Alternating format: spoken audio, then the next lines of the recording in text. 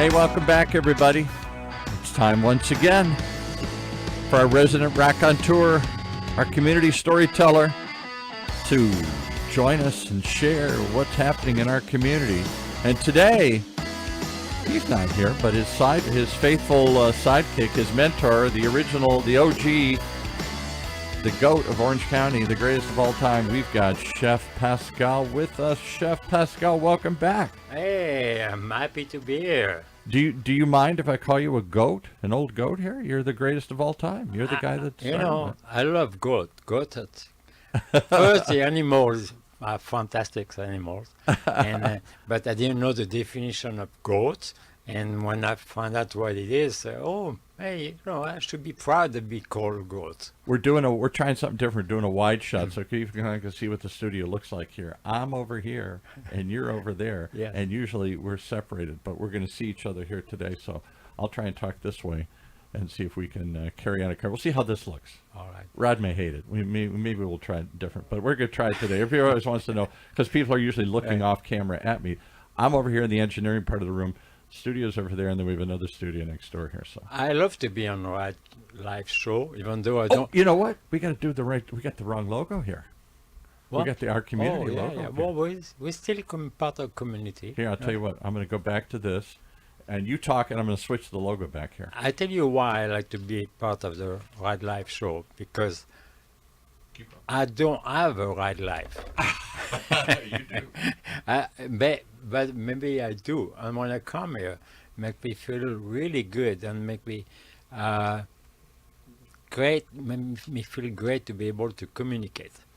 So the reason I'm here today, because our guest who was supposed to come is a journalist writer for a newspaper, and she has to deal with breaking news, and it's very deadline, and so she could not make it today. So, but Did we give a hint? Who was it? Nancy Luna, and she worked for the Orange County Business Journal. Right. And she has now the position of being the whole hospitality restaurant. Great for her. That's her beat. Publisher. That's what she covers. She's she's the one that writes on all that for the Orange County Business Journal. Just saw Richard, the Richard publisher. Weisman, Saw him the other day in an event. Shout out to Richard. Yeah. The Business Journal has been one of the few left standing here. Orange County media market has been decimated. The demise of the Orange County Register. It's still around, but it feels like it's kind of on life support. I went there to pick up a couple of copies because there's some nice article that mention what we've been doing the last few weeks. Right. And I really shout out to the publisher on the top editor. That's really to compliment them to have one newspaper that's still standing in Orange County. Richard's done a remarkable job. I don't know the guy who owns it, but they own Richard doesn't, but there's somebody that owns three of them. The San Diego Business Journal, the Orange County, and the LA Business Journal. They're like, I don't know if they're franchises or how it works, but of all the business journals that all they're all independently owned around the country, that group of three that Richard oversees as the publisher is far and away the most successful of all of them, because they continue, as Richard will tell you, and he told me at great length. I said, we should do digital, we should do podcasts, he said, not interested, not our wheelhouse. We know one thing, and we do it well. We know how to create community events. We know how to cover the local community business and provide people a sample of what's happening out there. And we need to support them. Yes, but that's what they did. He's not interested in creating a TV show or radio show. They've tried some of that in the past. He used to do some interviews, yeah, but I think this is in the past. It's his. He does one thing and he does it well, and I can't fault him for that. Yes, and our good friend RAAD is on a business assignment today. So say, hey, Pascal, hey, the seat is there. Just the seat is there. Go fill it. Go talk to people. You have been with Orange County since, I think of it as the beginning, not the true beginning, not the 1800s beginning, But since it got on the map, since South Coast Plaza was built in the late 60s and early 70s, since the Molten Ranch was sold and turned into cities, that period is when Orange County came of age, and to me was kind of born. The Orange County we think of today. You came along not long after that. What, the early 80s? Paul, I'm a goat, but not that old. Not all goats. Not old, but you're in like the 80s. I came here. Actually, I came in this country in 1984, Okay, and I came at the right time. Actually, you did. Yes. But you came at a place where not many people are paying attention. This is a far distant suburb of LA. That's what they thought of it as. It was really a backwater area. Oh, we have to be careful. We're still the suburb of Los Angeles, but Boy, don't say that out loud. People will cut your head off, me included. We are not No. LA anymore. We were conceived as that, Yeah. but no longer do But people commute exactly, and back this, and forth. this is what I'm working on, and this is what we did last 3-4 weeks when these fires happened in Los Angeles. Right. You got one message from our chef community, and that message from Robert Duval say, Right. "Oh, are We we need to help." ready to deliver this weekend?" I think it was on a Thursday. This weekend, 1,500 meals to help people who are displaced. Right. The response was instant. And you know what? Fascinating. I don't doubt the sincerity of those who did it, and the generosity of people like yourself who would not think of others. And that doesn't surprise me. What surprises me is that Orange County, which kind of always felt to me like they broke away from LA. We were born under the umbrella of LA, and we've spent the last 20 years saying, I don't know what we are, but we're not LA. We don't belong to that community. We're something different. We're apart. We got our own shows, The Real Housewives of Orange County. It's Orange County Airport. It's Orange County. It's not LA. Every time somebody's tried to come down and say, we're really LA. The LA Times came down years ago and tried to have an Orange County edition. Big bomb. We don't want to feel connected. And yet, at a moment of crisis, we did. Yeah, and that's the beauty of it, because this is actually that's a reality, and then when you face this kind of a reality out very difficult time, I want to make sure Los Angeles recognize that we're here for them, and maybe one day they're going to be here for us. Did San Diego chefs turn out? Probably not. A couple chefs from the South land, yes, but Because they are separate. We still, since some up in LA, they still kind of think of us as our distant suburb or distant cousin. We have spent the last 20 years forging our own identity, creating our own community, and I would have thought we'd have said, forget you, LA. I've been working very hard to have a very strong chef community, and we have it. But I don't mind to do a shout out to our friend and chef and hospitality business in San Diego. Join us. No, Come. you're welcome to come. You join us. Were there chefs from Santa Barbara? Were there chefs from Ventura? Were there chefs from the Inland Empire? I don't know. Those are all surrounding areas, same distance. Yeah. And but the best thing, we did it, and so far we have prepared and served over 6,000 meals. Oh my goodness. All right, and we're not done because people are still displaced, and it's going to take some time for them to recover somewhat of a normal life. But even though they lost a lot of their life into it, and Could take years. Yes, but if they can be stronger is have a full stomach. How about Orange? One thing people don't realize Orange County is big in are fast food chains. Taco Bell on down, Johnny Rockets, In and Out. Well, I guess they're moving now from Irvine, but they were headquartered here. If I looked at the list, A lot of diners. a lot of, and these are big chains that have grown. The Yard House and others and stuff. We seem to be a headquarters for lots of those. Did any of those reach out and respond in the same way, or did you? Well, you were all independent actually, chefs, yeah. Wahoo Taco. Wahoo Fast. That was one I was thinking exactly. Amazing. That's Shout out to our friend. Shout out to Wayne. Yeah, Wing Lamb. Yeah, amazing and great support. And so everybody just pitch in, and then even volunteers, and that was beautiful. And But did you ever approach the big headquarters for the other big chains? I rattle off half a dozen of them and say, "Can you get us some food? Can you get us some help? Can you get us some transportation or other things?" Or no, you didn't. You just you know all the independent yeah, I restaurateurs. know we have suppliers like Melissa Produce help us, Smart and Final help us, and Okay, some shout other out to them. some great bakery, OC Baking Company, and really there was a huge group of people that really support what we had. Well, to good for you, accomplish. because the negative person in me would have said, Orange County has been trying to distance itself from L.A. They would not run and embrace L.A. like maybe L.A. would have hoped from their long-lost cousins, their long-lost relatives, their long-distant suburbs. Yeah, and it's so rewarding. Even so, my brother sees some post on that I put on Facebook and that he say, "Wow, Pascal, I'm so proud of you." So it's it's not just me. It's just this Well, that's is the what we RAAD have to life. do. That would, if RAAD were here, he'd say, "What else are you going to do?" And I'd say, as if there is no other choice. When he was doing his political segments prior to the election, he really was stressing that idea and hearing that idea that we've got to work together, we've got Well- to cooperate, and yet that which seems obvious to you and to him. I don't know if that's the obvious answer today in a world where we're dividing and separating. Actually, it is the answer. We are one community.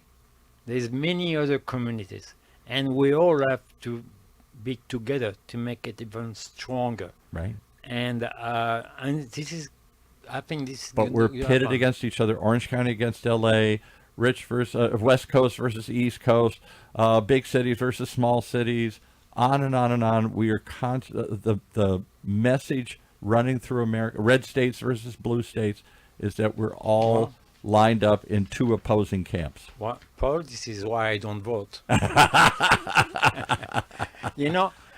There's a few reasons why I don't vote. All right, we're going to get political here. Little bit. somewhat. I'm here as a legal alien, so I'm not. You're a legal alien, so you have a legal status. A legal status. Okay, we don't have to worry about somebody breaking under the door and dragging you back to France here. No. So we are all safe, and for that. But so I don't have the right to vote because I'm not a citizen. And the reason I'm not a citizen, because my father, when he was still with us, always say, well, once Pascal will become citizen, he will never come back to France. So I listen to him and I say, okay, fine. I never went back to France, but still. I never thought about that. You and Rod are both from somewhere else. Rod was even wilder journey. Yeah. He's not here today to tell it, but he's told it before. His parents were part of that, what do they call it, Nekba or something, that exodus, that tragedy where of the, I don't know, I forgot the number, but it's like, a huge percentage of the Palestinian population was left or driven out in 1948. Many of whom thought it would come back after the violence settled down and never did. And since then, they've been homeless, wandering. Rod's parents were originally granted, I think, a Jordanian passport, and then that stopped when there were too many Palestinians coming out. Now we're seeing a president saying, oh, let's move them all back to Jordan. Let's take these people, these Arabs in Palestine, let's just move them to other Arab countries. Surely they'll take them. It doesn't work that easy. Anyway, let's not go too far. I don't want to go, we can. but the point is, he said, and- you kind of grew up a man of the world, but a man without a home, if that makes sense. There wasn't one place he thought of his home. He lived in Lebanon, he lived in Iraq, he lived in Kuwait, he lived in the southern part of the U.S., he lived in the central part. So he's been a man of the world, but without that sort of rooted connection to one place. The place we live, you can call it home, but sometimes it's not home. Yes. So it doesn't. It's two different. So you things. still feel home is France, Yeah. Yes. Totally. Yeah. But even though you haven't lived there in 40 years. but I feel great here. Yeah. Because I've been treated like being part of this place being my home. Right. And that's a beauty. And the other reason I don't vote it's because I hate opposition. You don't like the idea of me against you. Yeah, and especially One here, wins, one loses. especially here, we're so close to be 50% one side, 50% the Yeah. other side. And what's the point? I don't know. I mean, you should not like your neighbor. I don't know. It just it doesn't work with me. Lot of money, a lot of people pushing that idea that we are not one, we are many still. The United States' currency says e pluribus unum, from many one. Yes, We agree. now believe it's the other way. From one, we're turning into many, Yes, and the many are mad at each other. yes, well, totally. And let's now talk about money. Let's not money taking care of our life. That's one point. That's a political point I want to do. You radical communist, you! It's all about money. Come on. No, but if you have a big pot, share the pot, or the pie, whatever. Do you have some pot with you? Oh no, it's another story. All right. So all of a sudden you jumped in, and people responded, and that. How long do you continue this relief effort? Does it go on for days, weeks, months, years? We have no plan of a deadline. We just keep it going until we think people can survive and deal with their situation locally with their own neighborhood, things like that. But When do I'm assuming I've been up in Pacific Palisades or those areas in many years. Used to be a stomping ground when I worked in the entertainment industry. Knew many people lived in that area. Beverly Hills, Pacific Palisades. I lived in Studio City. I know there are lots of great restaurants up there. I haven't been in a long time. They've got to all be hurting or shut down or gone or burned up or. yeah. And if they're not, they got nobody to work there or nobody to eat there. And they don't if their local clients are not there. Yeah. So If your neighborhood's been wiped out, and- nobody's coming to the. And believe me, it's not tomorrow that the tourism is going to come back. Only if they come to be witnessing what happened, the disasters. So And those areas were not, even Malibu, as touristy as Malibu can be, it still is a local community. It still relies on the local totally. customers. Yes, and then so, but it's So good. if Irvine burned to the ground, Well, God forbid, what would happen to all the restaurants here in Irvine? It's going to rebuild. So this is one of the subjects I want to talk to you today, Okay. or to our audience. We're free thinking today. It's a free association. Yeah, I'm All about community. all about community, but things happen, and it's like in business. There's some negative part and some positive part. Okay. You can. It's kind of you need to have a set of mind that move away from the negative and think positive, and you can rebound. And if we can make people understand that we're going to get maybe greater now than we were before. That's our goal. That's a positive view. You're trying to find a silver lining to a tragedy that maybe we'll rebuild bigger and better. And Being in business, you grow learning by your mistakes. And that thing should be the same thing,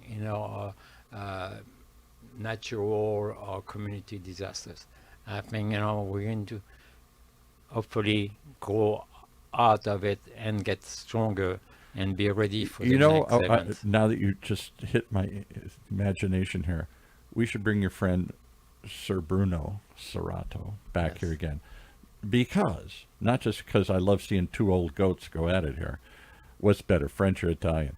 But he lost his restaurant. Yeah, he did. His restaurant burned. Yeah. And he rebuilt it way bigger, much fancier. Mm-hmm. I mean, it was beautiful before. It's really beautiful now. That couldn't have been easy. That couldn't have been. There must have been a moment in time when he just thought, I'm done. It burned. I'm over. And he wouldn't give in. And he not only rebuilt it, he built it bigger and better. And going back to the community, Right? he's a strong man. Very He's strong. a very mindset. Go, You go, know go. him. Yeah, all right. He's a go-goat. You know? Yeah. And but also the community react. They did. And They turned out in a way. We all help him. They didn't just cry and say, well, too bad. Yeah, it's one business, you know. Move on. We'll find another there's restaurant. many other restaurants on. No, we just say, hey, we're going to help you. And I think he felt that support, and it was very important. Well, that might be an interesting topic to have him come. He was on once before with you. He's been on this station several times to talk about that. He lived it in a way we can only imagine. He experienced that kind of loss from a fire, and the determination and the struggle to get it back up and going again, which is what the entire community up there is facing now. But you know, he's more than that. He feeds kids that's day, crazy. thousand, maybe I don't know if he had a million meals. Katerina's Club, named after his mother. He started feeding kids that came to the back door, and one turned into many, and now he feeds tons, thousands. I feel like our 6,000 meals is nothing compared to what he compared does. to what he does. And, well, he was listed as a CNN hero for that. Yeah, fantastic. Quite an award. I'm proud to be his friend. I'm proud to know you two. I don't know if you're from your friends, but I know you. Oh, so talking about that, we're not talking of fire restaurants of failure, but you know we experience failure. Failure, in a restaurant. And sometimes I have to slow you down. You put a few extra vowels in failure. You know, I do that on purpose. I think you do. I think you milk it for all it's worth sometimes. Failure. This sounds good. Oh my goodness. I could listen to all day. Failure. And so, as a chef, failure it's not a loss. Failure gives us challenge. And chef love challenge. Chef love to create and do a comeback. You know, when you have a bad month or a bad season, you rewrite a menu. You say, okay, what should I do better to bring people back in? And then it works. And so you because it's so, I can't imagine a business. I don't know what the numbers are anymore, but I owned not a fancy place like yours, but I was part of a group that owned a place called Kelly McHugh's, a 6,000 square foot sports bar, Irish pub. We grossed $1 million to $2 million, you know, decent size, more than a neighborhood, but not a big chain. Oh my God, what did we make? 10% on it or something? Failure was just right around the corner. As much money as we made, as popular and successful we were, the margins were razor slim. This is not technology where it's marked up 10 times. These days, 10%, you're lucky. Lucky? Yes. Oh, boy. So that was, and it cost millions of dollars to build these things, and they're high wire acts. They can fail in 100 ways. People get sick. They get shut down. Health department, this, that, employees, and 1,000 things ready to kill this thing every day. So, Paul, don't open the restaurant again. I don't want to. I don't know why anybody does. Well, rents are through the roof. Me neither. But you know, at my age and my personal condition, I still want to own a restaurant. I know. I get a feeling you do. You've gone through cancer and other things, and still can't wait to get out and get on the line again. I miss it. It's a virus. I have it. So, you know.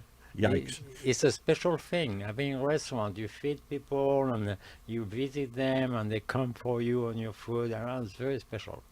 I would love to have you bring more of those special people in here. I know you're just like the guest host here on RAAD show when he can't make it, but I keep hoping someday we can turn this into our own thing and talk about that world, because the genius of a great movie or a great podcast is taking me into a world I don't understand. I've never been to. The world of restaurants is a wild, crazy world that I only had a little experience in. Police in the back of my mind. Yeah. And I want to do that, and not only a little bit for myself, because you know I have some ego, and also, but also I like to bring other people that have the same passion.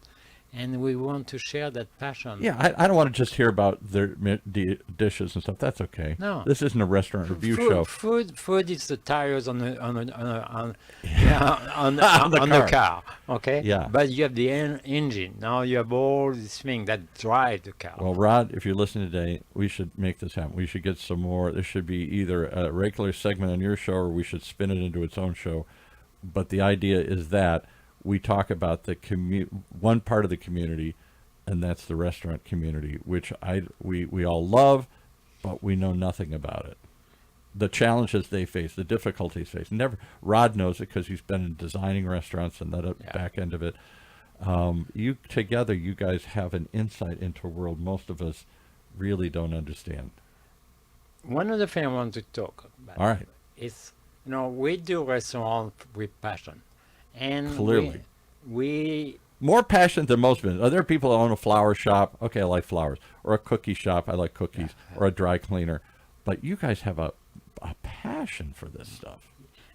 But our goal is not really to get rich, because I don't think being rich is an achievement. Even though you are, but that's okay. Well, no. I have a rich life. There you go. You do have a rich life. I have a rich life. I'm very thankful for the people who make me having that rich life. I'm living it. Mm-hmm. And especially these days, people think, oh, got to be rich. You have, you live in an area where you have billionaires. Yeah. This is life, but this is not the world life. And I'll give you an example of your rich life. You brought some guy in who I never heard of. Apparently he's a very famous artist, but what do I know? I know nothing about art. Mm-hmm. And this guy's exhibited in the National Museum in Washington and famous in New York and everything else here. He's mostly done for portraits, very special kinds of portraits of usually very famous people. He chose you to paint a picture of. I know. That's a rich life. It is. It is a rich life. It's very touching. What was his name? I forgot. Timothy Clark. Timothy Clark. Yes, he brought a huge table. What do they call it? The coffee table kind of book, and filled with his art and all the museums and exhibitions done around the world. And I think, wow. He has an exhibit at the Hilbert Museum. He does at the Hilbert Museum. It's another shout out. We should go up there and talk to them more. I don't think people know that exists right on Chapman University campus. Right by the train station. Right across from the train station. And he and many other they focus on contemporary American artists. Yes. And whoever the Hilbert was, rich guy that did, I think it's open to the public. He's a great man. Great man. So a great man chose to paint your picture. That never happened to me. That's a rich life. Yes, that's a rich life. You can't. You can't buy that. There's no price for that. No. There's nothing. Yeah.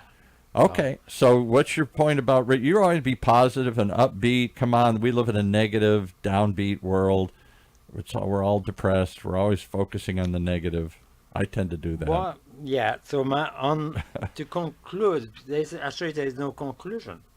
There's no conclusion. This is this is a RAAD life. This is a different way of looking at life. Yeah, because but it's only messages and lessons that we learn.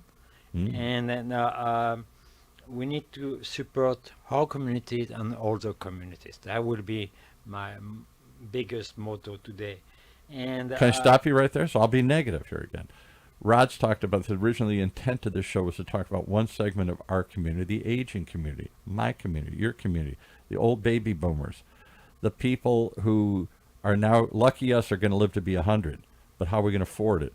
What kind of services does this community provide to us?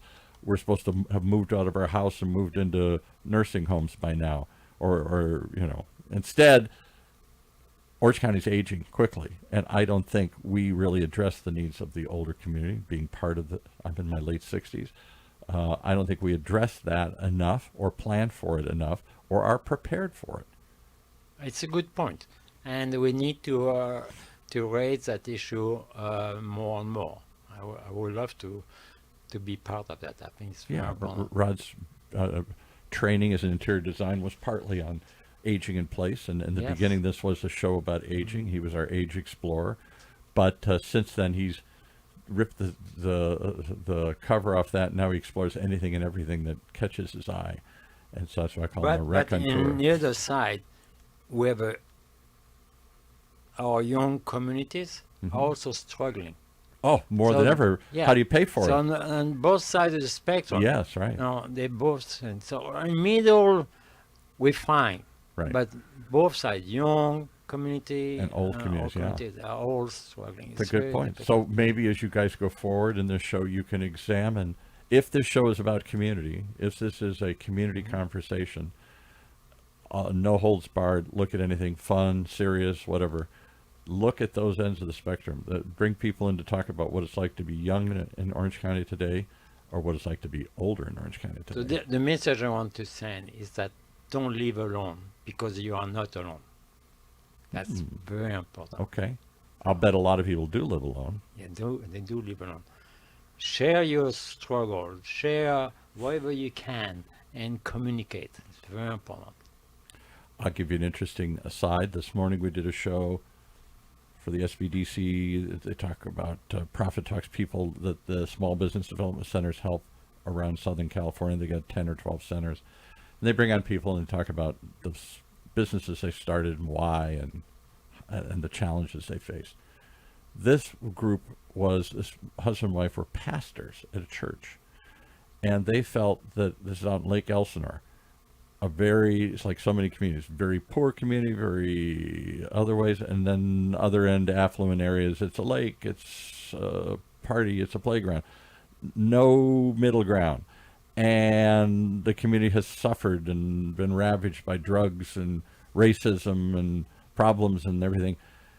And the lake's gone up and down, and it's had ecological problems. A lot of problems in the area, very beautiful area. And so they said, we got to stop talking about bringing people into a church to heal them. We got to take the church out into the community. So they often took a nonprofit coffee house, a gathering place where people can just get to know each other again and not see each other as others and different, place they can gather as a community. And I said then they should go one step further and create like a podcast garage where people can hang out and share stories and not just with each other, but with the community, and build a community narrative. I said this to RAAD a bunch of times. What is the community narrative in Orange County? Who are we? We're not LA anymore. We know that. But what are we? Are we just Newport Coast and rich and the lifestyles of the rich and famous and housewives of Beverly Hills or housewives of Orange County? Or are we still the old surf culture? Or are we any remnant of the Molten Ranch and the farming culture? Or are we Irvine, high-tech, this building? We actually were all of that.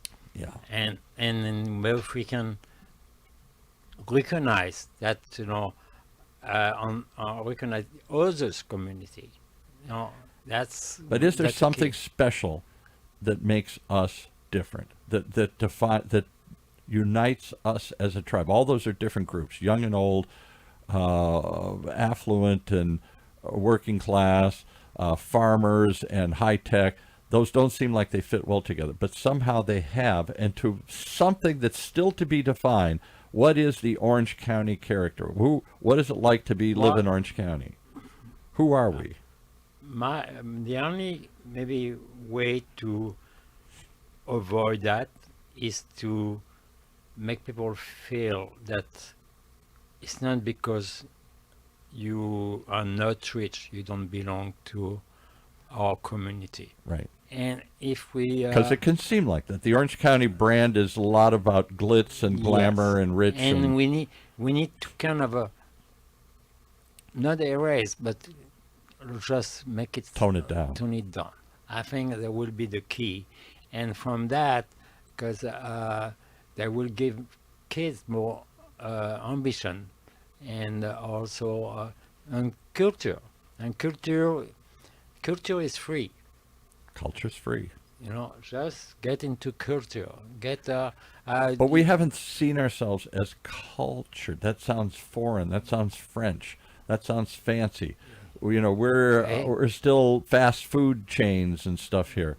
But we've changed, and we've grown, and we've evolved. I say, to me, Orange County is what I always thought of as California. We are the epitome of what California was supposed to be, the land where anything can happen. You want to be, You want to ski in the mountains and then walk in the desert during the day. You want to find a super religious community. You want to find a super hippie community. It's all here in this pot of stew that we call California. But people came here seeking something. We all came from most of us came from somewhere seeking a better life. Immigrants, transplants, retirees, something. We all came here looking for something. So I will shout out that be strong, but don't fight for that. Ooh, I like that. Be strong, but don't fight. That's a good one. That should be a T-shirt. Yes. That should be the T-shirt for the RAAD life. Be strong, but don't fight. Ha! You hear that, RAAD? There you go. That's your T-shirt. And one last message I want to send out. All right. No, because it's me, Have you seen this? I don't even know what it is. It says, we chef. We chef. Oh, we chef. Yes, chef. We chef. We should, let's put that up in the studio here. We'll keep that up. Get us one to keep in the studio here. Because, everybody can be his own chef. Yeah. And, if you're doing the right thing. Every man's a king in his own castle. Yeah, people, if you're doing it right, people will listen to you. We chef. I can't do any better than that. Anything else you want to say, we chef, or should we wrap it up there? Is that enough? That sounds like a mic drop moment. Once you read it, you just drop the mic. You say, "That's it. We're out." That's it. I think we're good. Thank you, Paul. All right, stick around. Let's get the music out, and we will tell everybody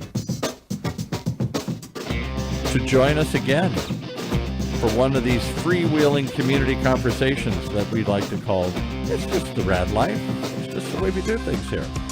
Right here in Orange County's only community radio station, OC Talk Radio, streaming live from our studio here at the University of California, Irvine's Beale Applied Innovation Center.